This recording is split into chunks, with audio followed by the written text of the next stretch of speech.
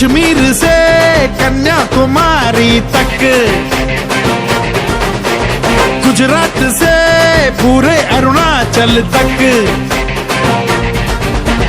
कश्मीर से कन्याकुमारी तक, गुजरात से पूरे अरुणाचल तक, हर हिंदुस्तानी के दिल में जज्बा ये गहरा है, भारत माता की